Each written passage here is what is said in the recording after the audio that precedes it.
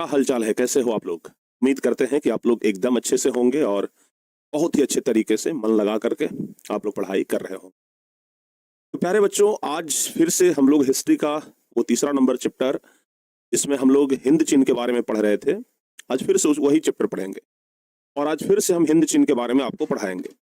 लेकिन हिंद चीन के बारे में पढ़ाएं, आज हम आगे पढ़ाई शुरू करें इससे पहले हम पहले जो पढ़ाए हैं ना उसका रिवीजन करवा देते हैं। हम जो पहले आप लोगों को पढ़ाए हैं हम पहले ना उसका रिवीजन करवा देते हैं।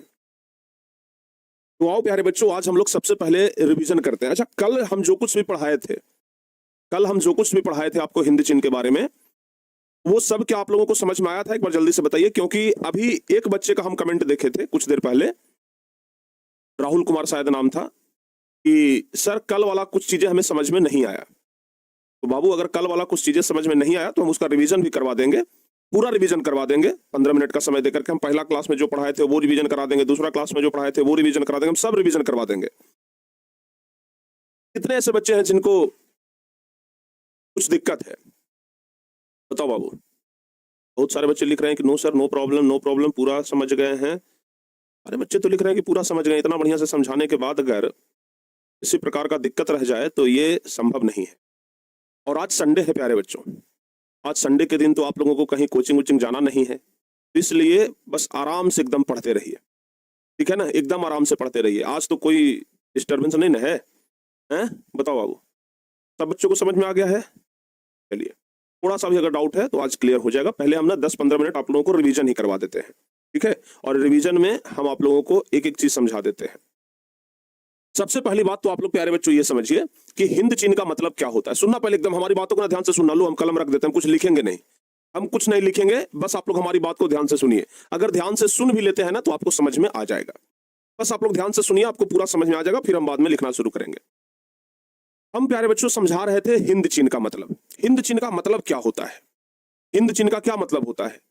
हिंद चीन का मतलब होता है वियतनाम, लाओस और कंबोडिया का सम्मिलित क्षेत्र। यानी हिंद चीन जो है वह वियतनाम, लाओस और कंबोडिया, यह तीनों से मिलकर के बना है। और जब यह तीनों मिलता है तो इसी को हम लोग कहते हैं हिंद चीन। वही वियतनाम जो है, वियतनाम भी कोचिन चीन, अन्नाम और तोंगकिन, यह तीनों के सम्मिलित क्षेत्र को कहते हैं, ठीक है ना? कोचिन चीन, अन्नाम, जिसका दूसरा नाम चंपा भी हम आप लोगों को बताए थे, और कोचिन चीन। तो कोचिन चीन, अन्नाम और तोंगकिन, यह तीनों क्षेत्रों के मिलने से बनता है वियतनाम, और वियतनाम, लाओस और कंबोडिया के मिलने से बनता है हिंद चीन। ये तो प्यारे बच्चों हम आप लोगों को बता दिए थे, बताए थे कि नहीं बताए थे? ये सब तो हम आप लोगों को बता दिए थे। उसके बाद प्यारे बच्चों हम आप लोगों को अगर थोड़ा सा, अगर आप लोग मैप वैप समझते होंगे तो आप ना इस मैप को जरा गौर से देखिए। हम 2 दिन से ये मैप आपको दिखाने का, समझाने का प्रयास कर रहे हैं। ये जो प्यारे बच्चों पूरा मैप है, ये मैप है हिंद चीन का, ठीक है ना? जिसमें आप लाओस देख रहे हैं कि यहाँ पर है, ये जो ग्रीन वाला एरिया है, ये हरा वाला जो एरिया है ये लाओस है। ये नीचे जो रेड कलर जैसा एरिया कुछ देख रहे हैं, उतना हमको रंग पहचानने नहीं आता है, लड़कियां आराम से बता देंगी कि ये परफेक्ट कौन सा रंग है, हम तो इसको रेड ही बोल देते हैं। ये जो ग्रीन एरिया है ये लाओस है, यहाँ पर बाबू कंबोडिया है। और इधर जो आप क्षेत्र देख रहे हैं, जिसमें ऊपर वाला ये क्षेत्र तोंगकिन है, नीचे ये क्षेत्र अन्नाम है, और नीचे ये है कोचिन चीन। और कोचिन चीन हो गया, अन्नाम हो गया और तोंगकिन हो गया, यह तीनों मिलाकर के बनता है वियतनाम। यह तीनों मिलाकर के क्या बनता है? वियतनाम बनता है। ये हो गया लाओस, और ये क्या हो गया बाबू? कंबोडिया, ठीक है ना? तो यही पूरा क्षेत्र है प्यारे बच्चों हिंद चीन का, ठीक है ना? अगर हम बात करें कंबोडिया का, समझिएगा बाबू हम क्या बात कर रहे हैं। अगर हम बात करें कंबोडिया का, तो कंबोडिया एक बहुत बढ़िया जगह है, ठीक है ना? कंबोडिया कैसा जगह है? बहुत बढ़िया जगह है, जहां पर कि विष्णु भगवान का एक बड़ा भव्य मंदिर है, ठीक है ना? कंबोडिया में विष्णु भगवान का एक बड़ा भव्य मंदिर है, और इस मंदिर को बनवाया था सूर्यवर्मन द्वितीय ने, ठीक है ना? विष्णु भगवान का एक बहुत बढ़िया मंदिर है, बहुत पुराना मंदिर है। और इस मंदिर को निर्माण किसने करवाया था? इस मंदिर का निर्माण किसने करवाया था? किसने करवाया था? सूर्यवर्मन द्वितीय ने करवाया था। और विष्णु भगवान का मंदिर है, ये आप लोग ना अच्छे तरीके से ध्यान रखिएगा। साथ ही साथ प्यारे बच्चों आप लोग ये भी ध्यान रखिएगा कि हिंद चीन जो है उस पर एक देश अपना अधिकार जमाए हुए था। उस देश का नाम बताइए आप लोग जल्दी से। उस देश का नाम बताइए जिस देश ने हिंद चीन के ऊपर कब्जा किया था।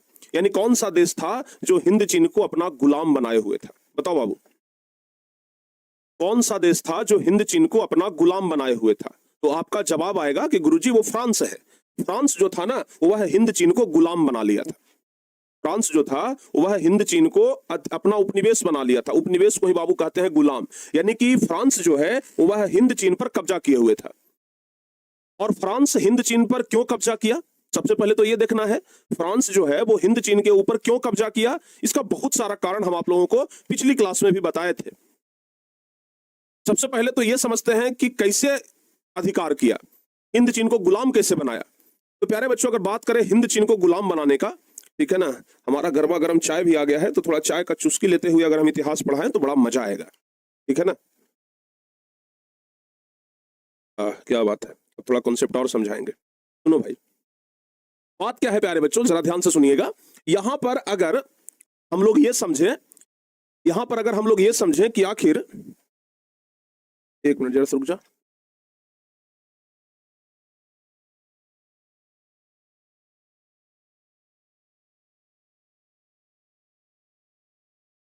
चलो बाबू, यहां पर अगर हम लोग ये समझें कि आखिर फ्रांस जो है वो हिंद चीन को अपना गुलाम बनाया कैसे, तो प्यारे बच्चों सबसे पहले तो ये देखिएगा, सबसे पहले ये समझिएगा कि हिंद चीन एक बहुत बढ़िया जगह था जहां पर कि सब देश व्यापार करना चाहते थे, सब देश व्यापार करना चाहते थे। स्पेन भी आया, डच भी आया, अंग्रेज भी आया, पुर्तगाल भी आया, सब लोग आया यहां पे व्यापार करने के लिए। लेकिन राजनीतिक सफलता फ्रांसीसियों को मिला। फ्रांसीसी लोग यहाँ अलग उद्देश्य से आया था, व्यापार करने तो आया था, पादरी वर्ग और कुलीन वर्ग सब लोग आए थे यहाँ पर शुरुआत में फ्रांस से, ठीक है ना। शुरुआत में फ्रांस से पादरी वर्ग और कुलीन वर्ग आया और आया था यहाँ व्यापार करने के लिए। लेकिन धीरे धीरे धीरे धीरे क्या कर लिया, सभी क्षेत्रों पर अपना अधिकार कर लिया, ठीक है ना। आया था व्यापार करने के लिए और धीरे धीरे धीरे धीरे करके सभी क्षेत्रों पर अपना अधिकार कर लिया। और सबसे पहले तो प्यारे बच्चों एक बात ध्यान रखिएगा, सबसे पहले ना उसने क्या किया कि हिंद चीन के एक राजा थे, आप लोगों को हम बताए थे, कहां के राजा थे जिनका सहारा लेकर के अधिकार किया था बाबू, जल्दी से बताओ, जल्दी से बताइए। कोचिन चीन के राजा थे, कोचिन चीन। कोचिन चीन के राजा का उपयोग करके ये लोग क्या किया, धीरे धीरे अधिकार करना शुरू किया। और कुछ ही समय के बाद, कुछ ही वर्षों के बाद पूरे हिंद चीन पर फ्रांसीसी लोग अपना अधिकार कर लिया था। पूरे हिंद चीन पर ना फ्रांसीसी लोग क्या किया, अपना अधिकार कर लिया, कोचिन चीन के राजा का उपयोग करके, इस्तेमाल करके। और धीरे धीरे धीरे धीरे फ्रांस जो है ना वो पूरे हिंद चीन पर अपना अधिकार कर लिया, ठीक है ना। हम स्लाइड भी बदलते जाते हैं ताकि आप लोगों को पता लगे कि हम कहां पर क्या पढ़ाए थे, ठीक है बाबू। हिंद चीन में फ्रांसीसी का प्रसार कैसे हुआ, यहां पर हम बताए थे कि किस तरीके से करके फ्रांसीसियों ने धीरे धीरे धीरे धीरे से हिंद चीन के ऊपर अपना पूरा अधिकार कर लिया। जब हिंद चीन के ऊपर फ्रांसीसियों ने अधिकार किया तो प्यारे बच्चों शुरुआत में तो कुछ बढ़िया काम किया, ठीक है ना। लेकिन बाद में जाकर के ना ये फ्रांसीसी लोग बड़ा अत्याचार करने लग गए हिंद चीन वालों के ऊपर। एक तो पहला चीज की राजनीतिक अधिकार से वंचित कर दिया, किसी प्रकार का कोई पावर नहीं दिया हिंद चीन वाले लोगों को। दूसरा, हिंद चीन वालों के साथ भेदभाव भी करना शुरू कर दिया। तो भाई अगर भेदभाव करोगे तो लोगों के मन में तो गुस्सा फूटेगा और धीरे धीरे लोग राष्ट्रवादी बनते चले गए। शुरुआत में हिंद चीन वालों, ये शुरुआत में फ्रांस वाले लोग थोड़ा अच्छा काम किए। शुरुआत में फ्रांस ने हिंद चीन के ऊपर थोड़ा सा अच्छा काम किया, कृषि का विकास किया, ठीक है ना। अच्छे मतलब उपजाऊ क्षेत्र में आगे बढ़ाया, मतलब उत्पादकता में आगे बढ़ाया। यानी कुल मिलाकर के हम अगर ये बोले प्यारे बच्चों तो फ्रांस हिंद चीन के ऊपर जब कब्जा किया तो शुरुआत में तो थोड़ा सा अच्छा काम किया, लेकिन बाद में बहुत ज्यादा गलत किया। बाद में क्या किया कि अपना धर्म, अपना रीति रिवाज, रहन सहन, पढ़ावा ओढ़ावा, भाषा, सब कुछ कहा कि हमारा अपना लो। जो हिंद चीन के लोग बौद्ध धर्म को मानते थे, फ्रांस वाले जबरदस्ती उसको ईसाई धर्म मनवाने लगे, ईसाई धर्म में धर्म परिवर्तन करवाने लगे, ठीक है बाबू, ध्यान दीजिएगा। हाँ, चाय ठंडा हो रहा है, थोड़ा पी लेते हैं, समझ में आया ना। शुरुआत में बहुत अच्छे अच्छे काम किया, लेकिन बाद में कहा कि हमारा भाषा मानना पड़ेगा, पूरे हिंद चीन में फ्रांसीसी भाषा चलेगा, पूरे हिंद चीन के लोग ईसाई धर्म अपना लो, पूरे हिंद चीन के लोग फ्रांसीसी रीति रिवाज के अनुसार शादी ब्याह भी करेगा। यानी कि रीति रिवाज, रहन सहन, पहनावा ओढ़ावा, धर्म, भाषा, सब कुछ फ्रांसीसी लोग कहा कि हमारा वाला अपना लो, नहीं तो बड़ा दिक्कत होगा। यानी कि जबरदस्ती सब कुछ हिंद चीन के ऊपर थोपने का प्रयास किया। और जब जबरदस्ती थोपने का प्रयास किया तो इसका परिणाम हुआ कि लोगों में राष्ट्रवाद की भावना हो गई। ठीक है ना, लोगों में राष्ट्रवाद की भावना होगी और लोग राष्ट्रवादी बन गए और अंत में जाकर के फ्रांसीसियों के खिलाफ लड़ने के लिए तैयार हो गए। प्यारे बच्चों, बहुत सारा ऐसा कारण भी रहा जिस कारण की वजह से फ्रांसीसी लोग चाहते थे कि हम हिंद चीन के ऊपर कब्जा कर लें। ऐसे नहीं कब्जा कर लिया कि बस आए और चलो भाई मिल गया तो कब्जा कर ले, नहीं, बहुत सोची समझी साजिश थी हिंद चीन के ऊपर अधिकार करने के लिए।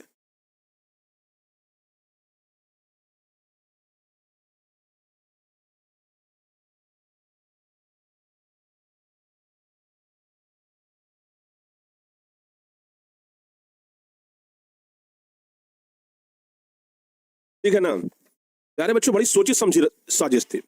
फ्रांसीसियों का उद्देश्य था कि हम हिंद चीन के ऊपर कब्जा करें। बहुत सारा उद्देश्य, ये मतलब उद्देश्य के चलते कब्जा किया। जैसे पहला उद्देश्य है राजनीतिक उद्देश्य। हम आप लोगों को पिछली क्लास में बताए भी थे, अगर आप लोगों को याद हो तो। राजनीतिक उद्देश्य में प्यारे बच्चों हम आप लोगों को ये बताए थे कि फ्रांसीसी लोग चाहता था कि हम अपने यूरोपीय प्रतिद्वंदी पर नजर रखें, और मुख्य रूप से उसका यूरोपीय प्रतिद्वंदी था भारत और चीन। और चूंकि हिंद चीन एक ऐसा क्षेत्र था जिस पर भारत का भी प्रभाव था और चीन का भी प्रभाव था, तो फ्रांसीसियों को लगा कि अगर हम हिंद चीन के ऊपर कब्जा कर लेते हैं तो हम भारत पर भी नजर रख पाएंगे और इधर चीन वाले पर भी नजर रख पाएंगे। और इसलिए उसने गुलाम बनाना शुरू कर दिया हिंद चीन को, हिंद चीन पर कब्जा करना शुरू किया। दूसरा चीज है प्यारे बच्चों आर्थिक उद्देश्य। और आर्थिक उद्देश्य में हम आप लोगों को बताए थे कि हिंद चीन में कच्चा माल बहुत ज्यादा था किसी भी चीज के लिए, तो हिंद चीन से कच्चा माल खूब लाते थे और फिर उसको फैक्ट्री में तैयार करके पक्का माल करके और फिर जाकर के हिंद चीन में बेचते थे। इस प्रकार से हिंद चीन का बहुत ज्यादा आर्थिक शोषण कर रहे थे, ठीक है ना। और हिंद चीन का आर्थिक शोषण करके फ्रांस अपना विकास कर रहा था। उसके बाद सामाजिक उद्देश्य भी बताए थे कि फ्रांसीसियों को लगता था कि हमसे बड़का सभ्य आदमी दुनिया में नहीं है, हमसे ज्यादा सभ्य कोई दुनिया में नहीं है, हमसे ज्यादा शिक्षित कोई नहीं है, और हिंद चीन वाले लोग तो बड़ा बुड़बक आदमी है, तो हम उनको सभ्य बना देंगे। फ्रांसीसियों को लगता था कि हम असभ्य हैं लेकिन हम हिंद चीन के लोगों को सभ्य बना देंगे। फ्रांसीसियों को लगता था कि जो हिंद चीन के लोग असभ्य हैं ना, उनको हम सभ्य बना देंगे, और इसलिए उन पर कब्जा किया कि हम उनको सभ्य बना देंगे। असभ्य और अशिक्षित जनता को क्या कर देंगे, सभ्य बना देंगे। और उसके बाद धार्मिक उद्देश्य बताए थे प्यारे बच्चों कि हिंद चीन में जहां बौद्ध धर्म के मानने वाले लोग ज्यादा थे, वहां सभी लोगों को कहा गया कि बौद्ध धर्म छोड़ करके ईसाई धर्म अपना लो, ठीक है ना। ईसाई धर्म अपना लो तभी जाकर के अच्छे से रह पाओगे। जिसने ईसाई धर्म अपना लिया उसको कुछ नहीं किया, जिसने ईसाई धर्म नहीं अपनाया उसे बहुत परेशान किया। अच्छा, आप सब मिलकर के एक चीज बताओ, प्रभाव का मतलब बताइए गुरुजी। देखो बाबू, प्रभाव का मतलब जैसे हिंद चीन है, तो हिंद चीन के कुछ क्षेत्रों पर भारत अपना दिखाता था प्रभाव, मतलब भारत का एक तरीके से अधिकार समझिए, भारत का थोड़ा सा उधर चलता था और एक तरफ चीन वालों का चलता था। तो इसलिए हम कहते हैं कि एक तरफ भारत का प्रभाव था तो एक तरफ चीन वालों का प्रभाव था, ठीक है ना। प्रभाव का मतलब यही हुआ। धार्मिक उद्देश्य में हम आपको क्या बताए कि जो बौद्ध धर्म के लोग थे हिंद चीन में, उनको जबरदस्ती ईसाई धर्म में धर्म परिवर्तन करवाया जा रहा था। अच्छा, आप हमें यह बताइए कि हिंद चीन में रहने वाले फ्रांसीसियों को क्या कहा जाता था।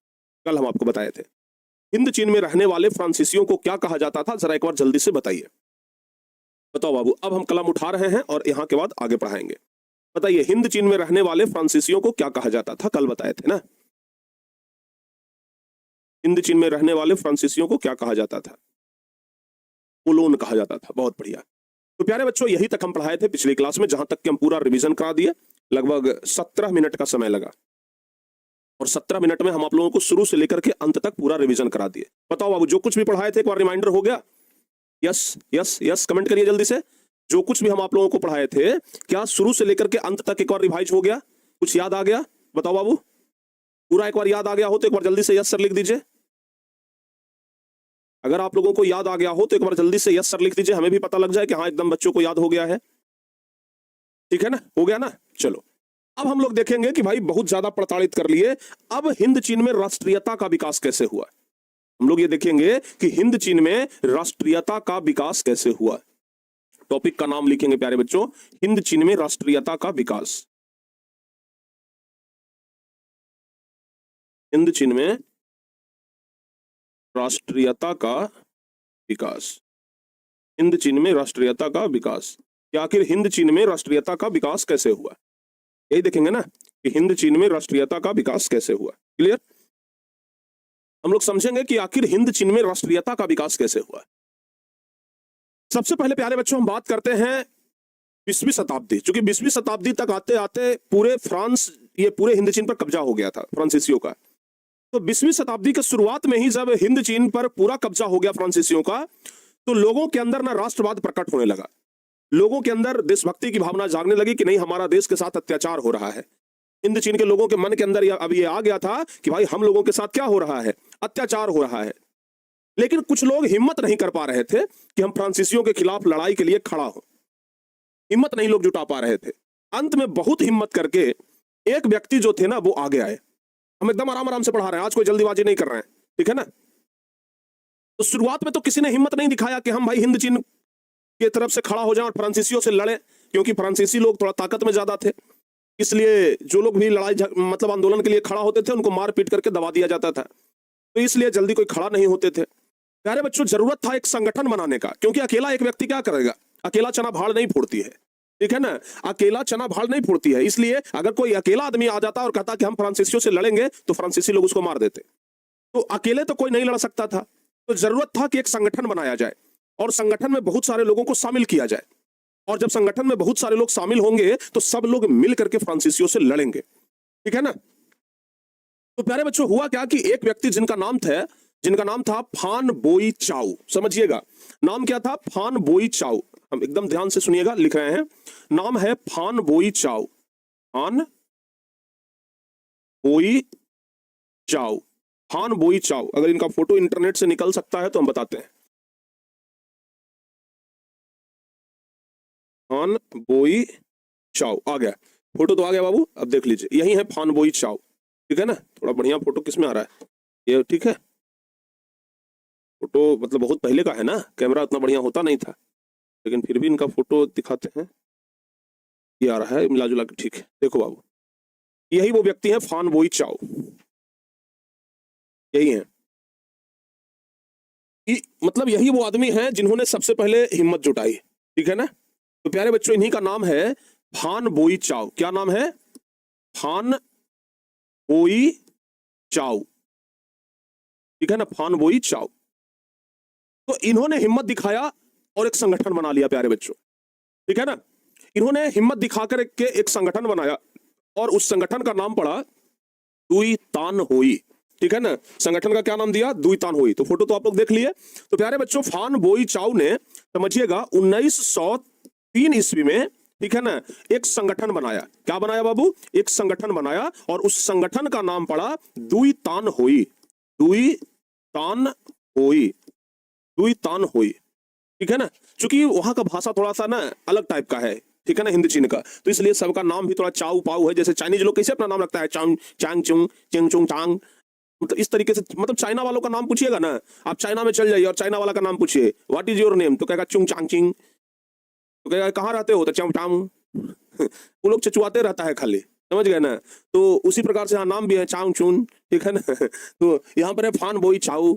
तो फान बोई चाउ जो है प्यारे बच्चों, वहां एक व्यक्ति हैं जिनका नाम है, जिनका फोटो भी हम दिखाए, जो कि हिंद चीन के रहने वाले थे, और इन्होंने 1903 ईस्वी में एक संगठन बनाया जिसका नाम पड़ा दुई तान होई, ठीक है ना। नाम क्या पड़ा बाबू, दुई तान होई।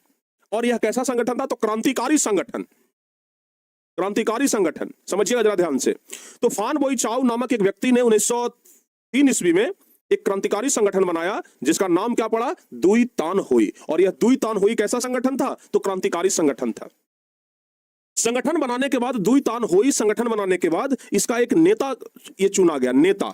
और नेता किनको बनाया गया, तो कुआंग दे, नेता बनाया गया कुआंग दे को, कुआंग दे। देख रहे हैं ना, नाम थोड़ा सा डिफिकल्ट है, सब नाम थोड़ा सा डिफिकल्ट है, आप लोग याद रखना बाबू, ठीक है ना। क्या क्या हम बताए, फान बोई चाउ ने एक संगठन बनाया, ठीक है ना, फ्रांसीसियों से लड़ने के लिए 1903 ईस्वी में, जिस संगठन का नाम पड़ा दुई तान होई, और इसके नेता बनाए गए कुआंग दे। नेता कौन बनाए गए, कुआंग दे, ठीक है ना। चलिए, अब क्या हुआ कि भाई एकदम फ्रांसीसियों से लड़ने के लिए कमर कस लिया गया कि अब रुकेंगे नहीं, फ्रांसीसियों से लड़ के ही रहेंगे।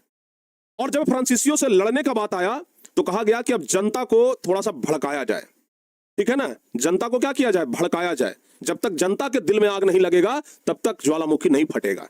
तो इसलिए जनता को भड़काने के लिए, फ्रांस के खिलाफ भड़काने के लिए एक किताब लिखा गया, ठीक है ना। और किताब किसने लिखा, फान बोई चाउ ने।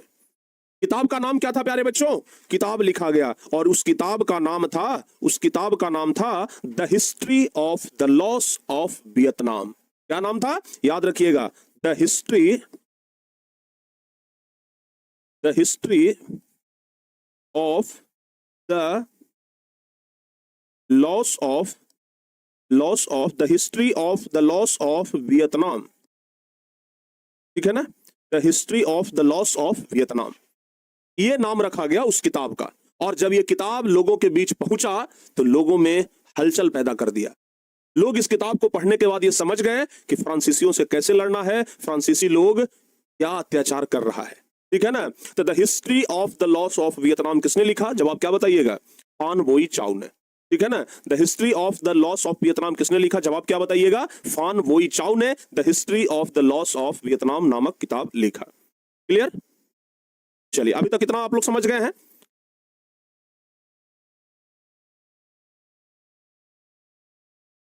इतना ही नहीं प्यारे बच्चों, और भी वहां पर बहुत सारे ऐसे व्यक्ति आए जो कि लोगों को जागरूक करने का काम किया, जिसमें एक नाम आता है मॉन्टेस्क्यू का। ठीक है ना? एक नाम और आता है मॉन्टेस्क्यू।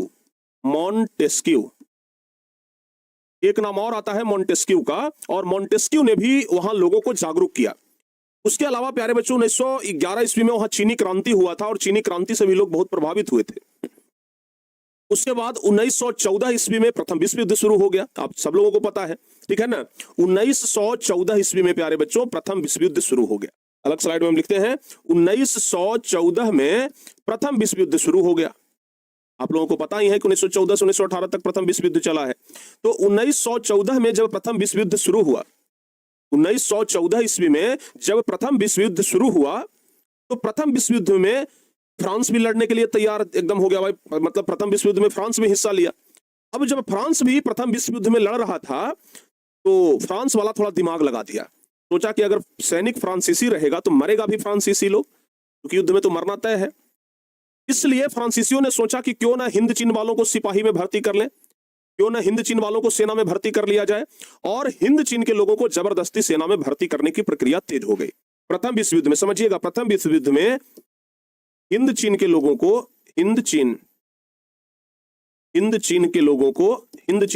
को सेना में भर्ती कराया गया। सेना में भर्ती कराया जाने लगा। ठीक है ना? हिंद चीन के लोगों को जबरदस्ती सेना में भर्ती कराया जाने लगा। और हिंद चीन के लोगों को भर्ती इसलिए कराया जा रहा था सेना में कि जब युद्ध हो तो सबसे अगला लाइन में हिंद चीन वालों को खड़ा कर देंगे। अब पीछे रहेगा फ्रांसीसी सैनिक, आगे से जब गोली चलेगा तो कौन मरेगा? हिंद चीन वाला मरेगा। ठीक है ना? हिंद चीन वाला मरेगा। भाई हमारा सैनिक सुरक्षित रहेगा, अगर मरबो करेगा तो हिंद चीन वाला मरेगा। तो पहला पंक्ति में ना जब युद्ध होता था तो सबसे पहला लाइन में हिंद चीन वालों को खड़ा कर दिया जाता था। अब सामने से गोली चलता था तो हिंद चीन वाला मरता था। ठीक है ना? यहां तक कि जो मजदूर लोग थे, जो बेरोजगार लोग थे, उन सब को पकड़ पकड़ करके सेना में भर्ती करा दिया गया। ठीक है ना? अंत में प्यारे बच्चों जब युद्ध स्टार्ट हुआ, जब लोगों ने देखा कि तो बड़ा गलत हो रहा है, फ्रांसीसी लोग अपने पिछला लाइन में खड़ा रहता है, बच जाता है गोली से, और सबसे आगे खड़ा कर देता है हिंद चीन वालों को, हिंद चीन वाला बेचारा मारा जाता है। अब लोगों के बीच गुस्सा और बढ़ गया कि तो बड़ा गड़बड़ कर रहा है फ्रांसीसी वाला, फ्रांस वाला ये तो बड़ा गलत कर रहा है कि हिंद चीन वालों को धीरे धीरे मरवाते जा रहा है।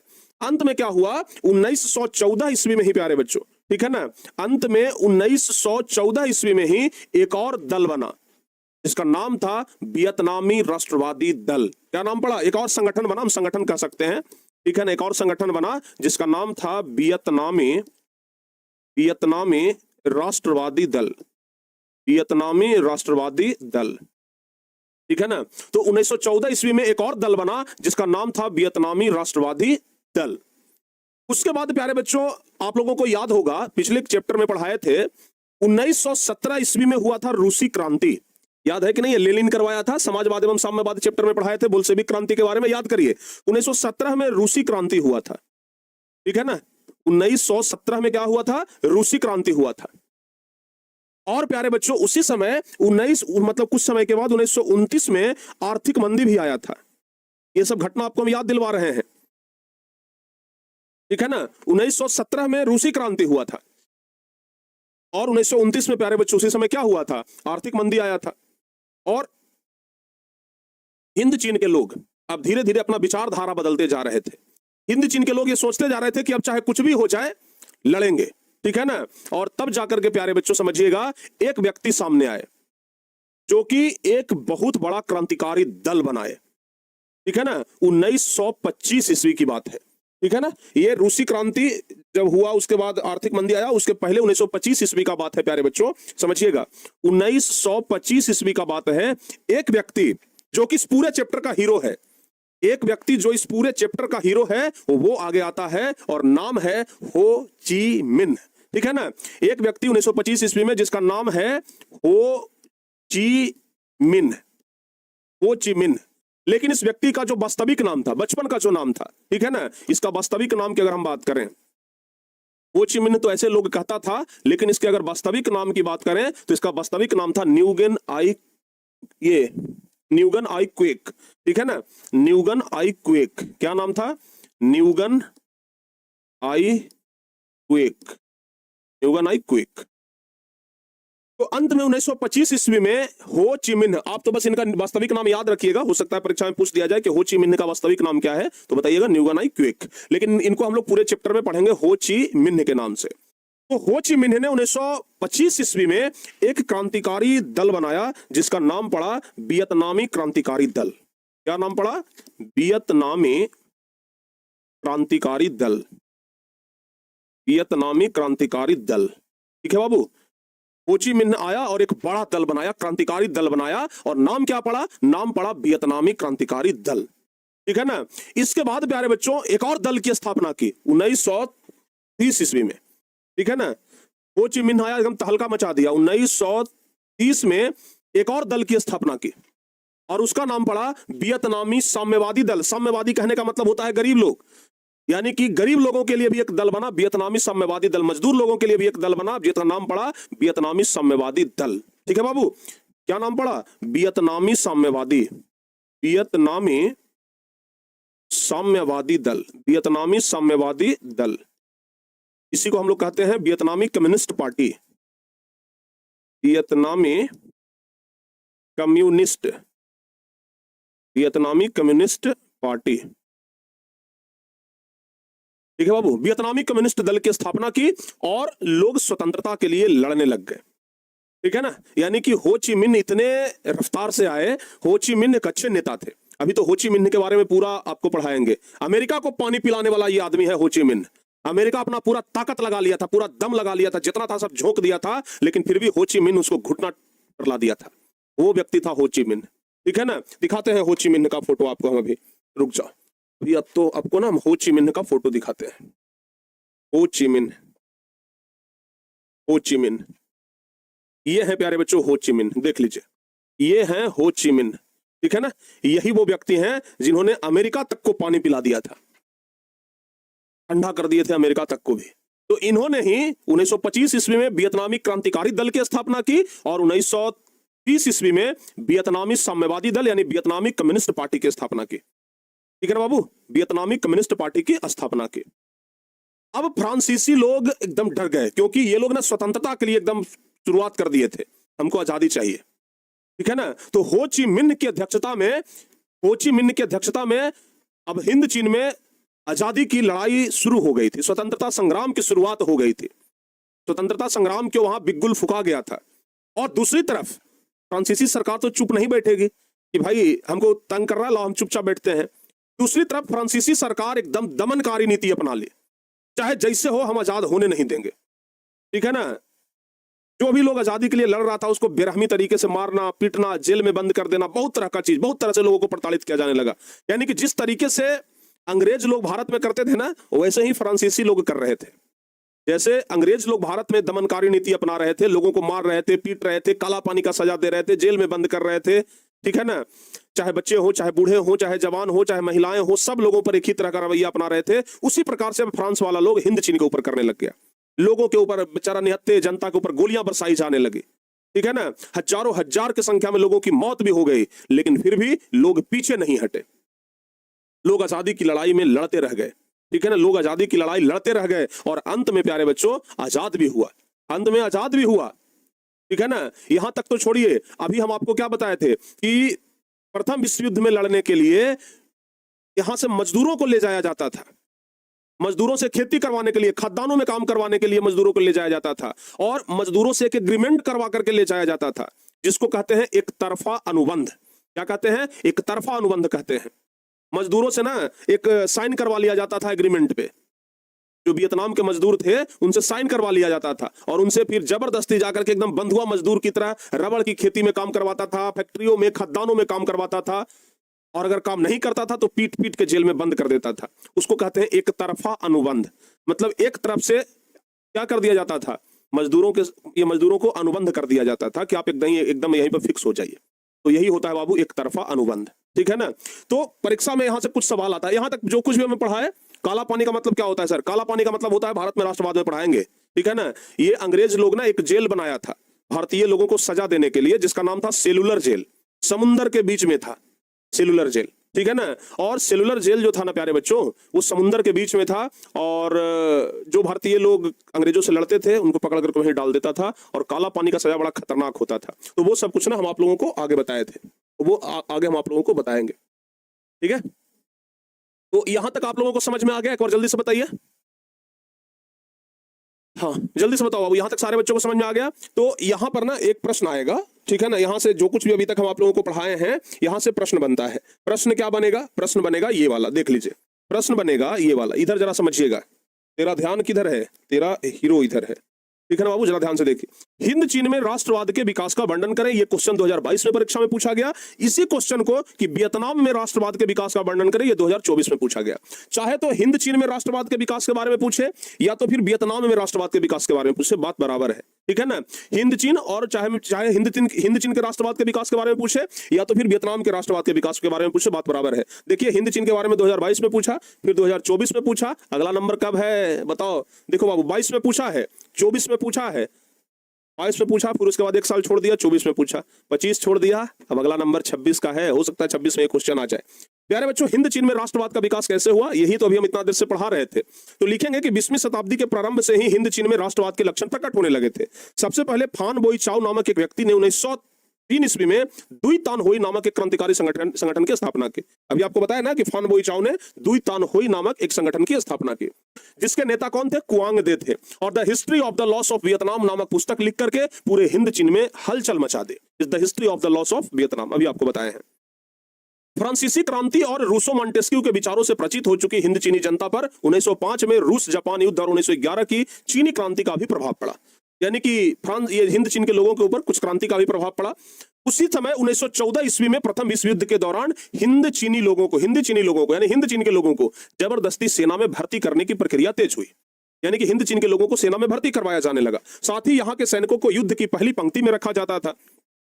यानी कि हिंद चीन के लोगों को युद्ध की पहली पंक्ति में रखा जाता था, ताकि क्या किया जाए, अगर मरेगा भी तो पहले हिंद चीन वाला लोग मरेगा, ठीक है ना बाबू। मजदूरों को बेगार के लिए फ्रांस ले जाया गया। 1914 में देशभक्तों ने वियतनामी राष्ट्रवादी दल नामक एक संगठन भी बनाया।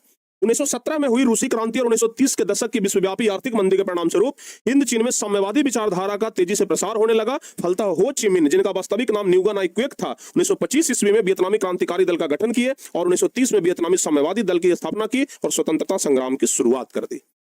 तो प्यारे बच्चों, हम तो थोड़ा लंबे में लिखे हैं, आप लोग अगर चाहें तो इसको शॉर्टकट कर सकते हैं। हम तो आप लोगों को एक एक चीज, जैसे हो ची मिन्ह ने लिखे हैं, उनका वास्तविक नाम भी लिख दिए हैं, न्यूगन आई क्विक, तो हम तो थोड़ा सा समझाने के लिए भी लिख दिए हैं। अगर आप चाहें तो अपने मन से इसको शॉर्टकट तरीके से लिख सकते हैं, ठीक है ना। ठीक है बाबू, यहां तक सारे बच्चों को समझ में आ गया? जल्दी से बताइए यस और नो।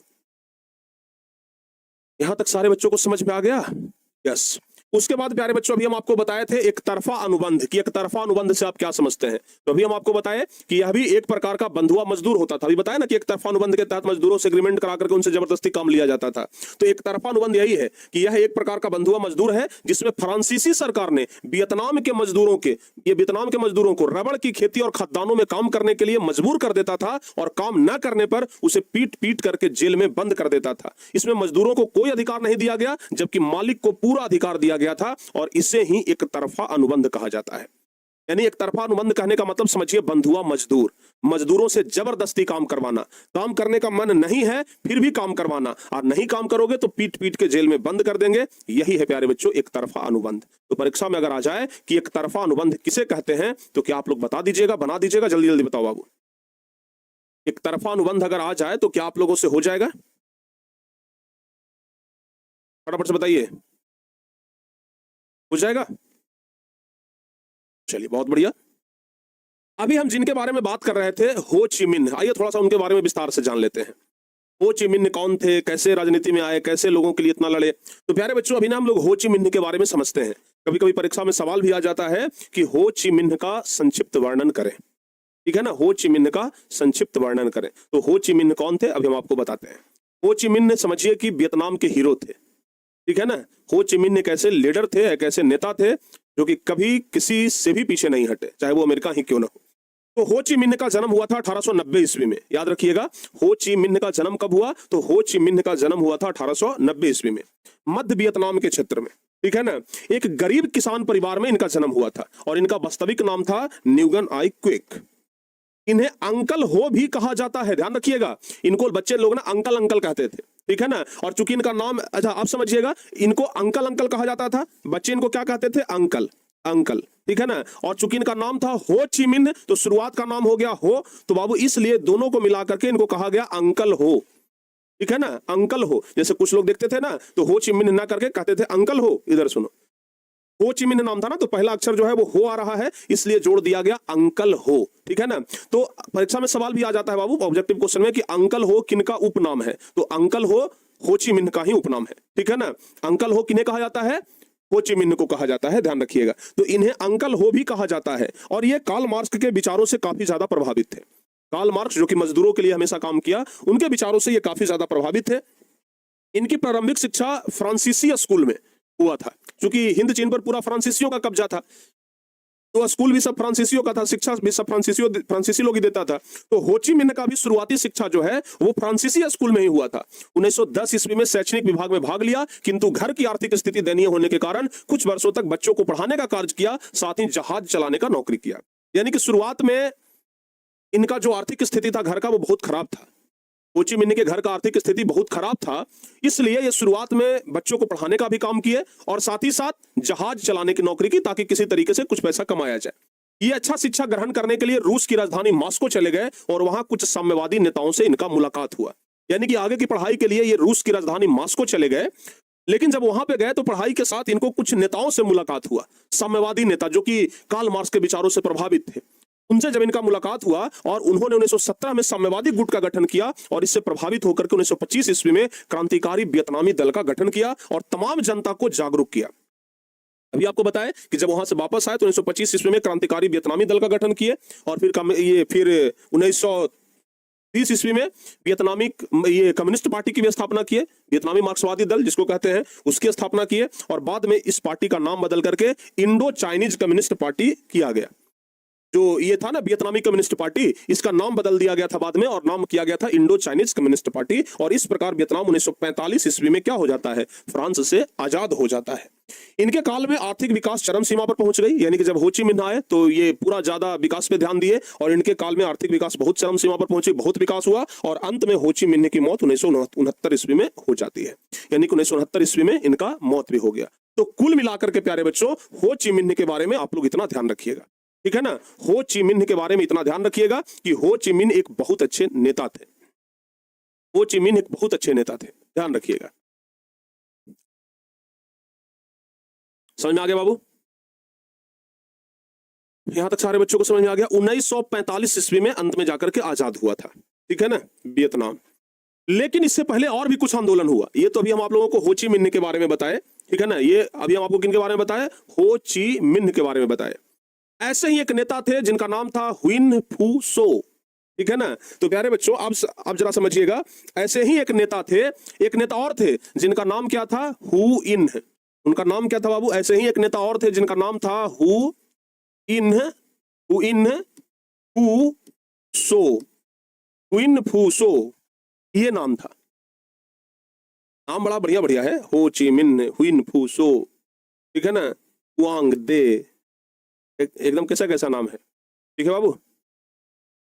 सर अंकल हो जब गरीब थे तो मॉस्को कैसे चले गए? अभी आपको बताया ना कि वो आगे की पढ़ाई के लिए कुछ बच्चों को पढ़ाने का भी काम किए, प्लस में जहाज की नौकरी चलाने का, ये जहाज चलाने का भी नौकरी किए। तो बेचारे कहीं कहीं से पैसा इकट्ठा करके आगे की पढ़ाई के लिए वो मॉस्को गए थे। ठीक है। तो प्यारे बच्चों अब बात करते हैं हुइन फू सो के बारे में। इनके बारे में, हुइन फू सो के बारे में। आइए इनका फोटो दिखाते हैं। हुइन फू सो, हु इन फू सो, हुआंग फू, इन,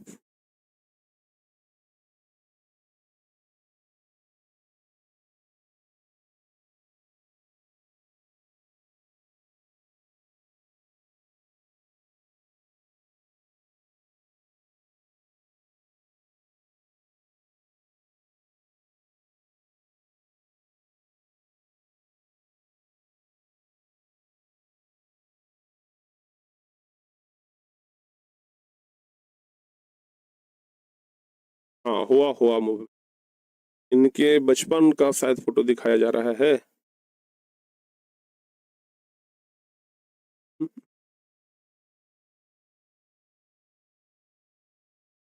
इनके बचपन का फोटो एक आ रहा है, ऐसे तो इनका फोटो आ नहीं रहा है। इनके बचपन का ना एक फोटो भी इधर आ रहा है, ठीक है ना। ये प्यारे बच्चों, ठीक है ना, इनके बचपन का एक फोटो आ रहा है। ये है हुइन फू सो, ठीक है। क्या नाम है? हुइन फू सो। और इन्होंने प्यारे बच्चों एक जबरदस्त आंदोलन किया जिसका नाम था, समझिएगा, इन्होंने क्या किया, एक जबरदस्त आंदोलन किया, आंदोलन। और उस आंदोलन का नाम पड़ा, और ये आंदोलन कब किए थे? आंदोलन कब किए थे तो ध्यान रखिएगा, 1939 ईस्वी में। कब किए थे? 1939 में। और इस आंदोलन, हुइन फोसो ने जो आंदोलन किया उसका नाम था हुआ हुआ हाओ, हुआ हाओ आंदोलन, हुआ हाओ आंदोलन। कुछ लोग ना हुआ हुआ आंदोलन कह देता है इसको, ठीक है ना। कुछ लोग इसको कह देता है हुआ हुआ आंदोलन, जैसे सीआर बोलता है ना हुआ हुआ, तो कुछ लोग ऐसे बोल देगा, लेकिन नहीं, इसका ओरिजिनल नाम है हुआ हाओ आंदोलन। हुआ हुआ आंदोलन मत कह दीजिएगा, क्योंकि हम बोल दिए हुआ हुआ आंदोलन। प्यारे बच्चों, हुआ हाओ आंदोलन, ठीक है ना। तो हुआ हाओ आंदोलन एक धार्मिक आंदोलन था, ठीक है ना। हुआ हाओ आंदोलन यानी कि यह जो आंदोलन है, यह कैसा आंदोलन था बाबू? तो याद रखिएगा कि यह एक धार्मिक आंदोलन था। कैसा आंदोलन था? धार्मिक आंदोलन। और परीक्षा में सवाल भी आता है, ऑब्जेक्टिव टाइप में पूछेगा कि हुआ हाओ आंदोलन के नेता कौन थे, तो बताइएगा हुइन फू सो। 2024 में ये सवाल भी आया है। अभी हम आपको सवाल दिखाएंगे कि ये हुआ हाओ आंदोलन क्या है और इसका उद्देश्य क्या था। तो प्यारे बच्चों, हुइन फू सो ने एक आंदोलन किया 1939 ईस्वी में, जो कि एक धार्मिक आंदोलन था और नाम पड़ा हुआ हाओ आंदोलन। इस आंदोलन का मकसद बस एक था कि भाई धार्मिक पहचान लोगों को दिलाना है। यानी कि लोगों को जो जबरदस्ती धर्म परिवर्तन करवाया जा रहा है, बौद्ध धर्म में से जबरदस्ती लोगों को कहा जा रहा है कि ईसाई धर्म बन जाओ, ठीक है ना, ईसाई धर्म में बदल जाओ। तो जो धर्म बदलाव किया जा रहा था ना, वहां पे ये आंदोलन रोक किया, यानी कि धार्मिक पहचान दिलाया और कहा कि नहीं भाई, आप आजाद हैं, आपको जबरदस्ती कोई धर्म परिवर्तन नहीं करा सकता है। जबरदस्ती कोई कैसे धर्म परिवर्तन करा देगा? तो यह आंदोलन मुख्य रूप से धार्मिक पहचान देने के लिए ही हुआ था। और ध्यान रखिएगा, फ्रांस में हुइन फू सो को पागल घोषित कर दिया गया। जो फ्रांसीसी लोग था ना, वो पागल घोषित कर दिया हुइन फू सो को, कहा कि लड़का पगला गया है, पागल है तब ऐसे बोलता है। और हुइन फू सो को पागल घोषित करके इस आंदोलन को दबाने का कोशिश किया, ठीक है। तो ये बहुत ही अच्छा क्वेश्चन आता है परीक्षा में। चलिए हम आपको सीधे क्वेश्चन दिखाते हैं। प्यारे बच्चों, एक क्वेश्चन आता है, देखिए यही है हुइन फू सो, यही है हुइन फू सो, ठीक है ना।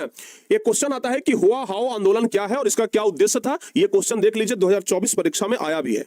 बिहार बोर्ड मैट्रिक परीक्षा 2024 में ये पूछा भी गया है कि हुइन फू सो, परीक्षा में हुआ हुआ लिखा हुआ है, लेकिन होता है हुआ हुआ हुआ नहीं होता है, हुआ हाओ आंदोलन होता है। देखिए, हुआ हाओ आंदोलन वियतनाम में हुआ था और यह एक धार्मिक आंदोलन था। इसका मकसद था कि लोगों को उनकी धार्मिक पहचान और आजादी बनाए रखने में मदद मिल सके। इस आंदोलन की शुरुआत बौद्ध सुधारक हुइन फू सो ने 1939 में किया था और फ्रांस ने हुइन फू सो को पागल घोषित करके इस आंदोलन को दबाने की कोशिश की। हुइन फू सो ने ना इस आंदोलन को दबाने की कोशिश की कि किसी भी तरीके से हो, लेकिन इस आंदोलन को क्या किया जाए? दबाया जाए। तो इस तरीके से प्यारे बच्चों, इस आंदोलन को दबाने का प्रयास किया गया। क्लियर? यहां तक सारे बच्चों को समझ में आ गया? बताओ बाबू। सर, यह सब इतना मुश्किल मुश्किल नाम रखता है और हम लोगों को याद करना पड़ता है, क्या करिएगा। ये लोग अपना अपना नाम थोड़ा सही रख लेता है। अरे, हुइन फू सो नाम रखने का क्या जरूरत था? नाम रख लेता सुरेंद्र, है नाम रख लेता, कितना बढ़िया नाम था, विवेक, है अमित, पवन, साहिल, कितना, सूरज, चिंटू, मिंटू, पिंटू, बिंटू, ये सब नाम रख लेता। हुइन, फू, सो, गजब नाम है जी। ऐसा नाम रखना चाहिए, हम लोग को ना तकलीफ होता है भाई। हैं ललन, देखिए एक बच्चा कह रहा है सर ललन नाम रख लेता, वो भी बढ़िया है। तो प्यारे बच्चों, हम आप लोगों को हुआ हाउ आंदोलन तक पढ़ा दिए हैं आज, ठीक है ना। आज यहां तक हम आप लोगों को पढ़ा दिए हैं। अब इसके बाद हम आपको द्वितीय विश्व युद्ध में लेकर के चलेंगे अगली क्लास में। अगली क्लास में ना हम आप लोगों को द्वितीय विश्व युद्ध में लेकर के चलेंगे, और द्वितीय विश्व युद्ध में हम आप लोगों को बताएंगे कि किस तरीके से वियतनामी स्वतंत्रता के लिए लोग संघर्ष किए, ठीक है ना। तो अगली क्लास द्वितीय विश्व युद्ध के बारे में बताएंगे, और अगली क्लास में हम हिंद चीन को आजाद करवा देंगे।